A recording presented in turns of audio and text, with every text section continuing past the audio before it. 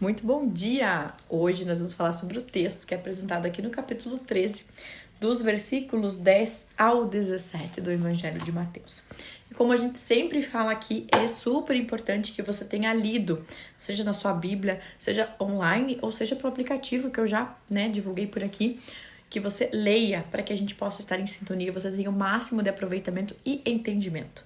Então, caso não tenha lido, pare esse vídeo, leia capítulo 13, dos versículos 10 ao 17. Bora lá?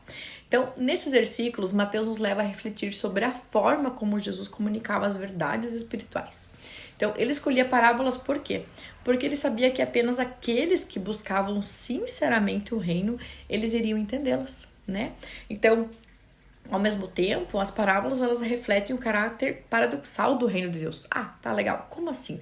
Então, ele é revelado a uns e é oculto a outros. Mas não porque Deus os excluiu, mas é porque eles escolhem não enxergar. Gente, olha como isso é profundo. Isso é muito profundo. Você escolhe não enxergar. E por isso que é oculto, né? Eu não enxerguei por muitos anos. Mas a dúvida dos discípulos ela é super válida, porque eles perguntam assim para ele. Legal, mestre, por que você está falando por parábolas? Né? E se a gente for pensar, ali há outras perguntas ocultas. Por exemplo, por que ele fazia com que eles pensassem, em vez de já revelar as respostas? Por quê? Ou porque ele já não chamava a multidão à ação? Vamos lá, vamos fazer isso. Por quê? Né? Então, dá pra gente sentir a frustração dos discípulos falando para ele. Poxa, por que você está falando parábolas para eles? Né?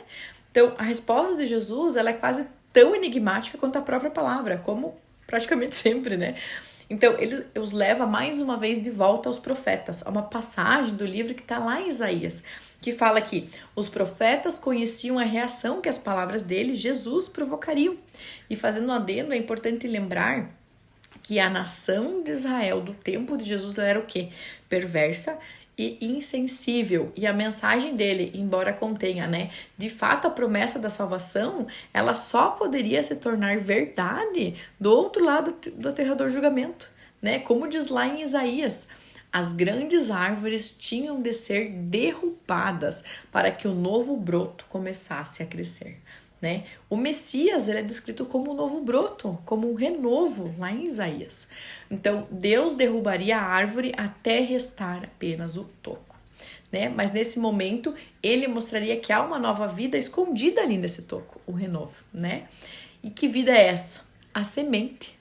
A semente. Então, Jesus cita a exata passagem que o profeta promete que um dia, dali a muitos anos, não sei quando, uma nova semente, um novo broto surgiria, trazendo misericórdia.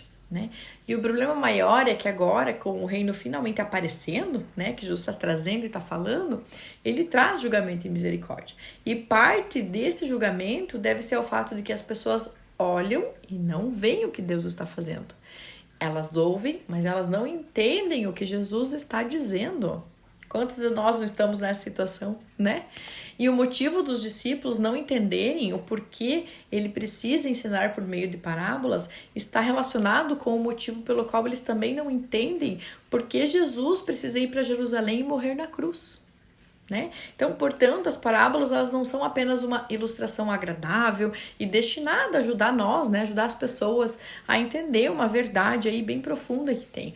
Na verdade, Deus, por intermédio de Jesus, ele está mais uma vez semeando Israel, ou seja, ele está plantando de novo o seu povo. Mas esse ato não é como a maioria das pessoas esperava. Né? Mais uma vez.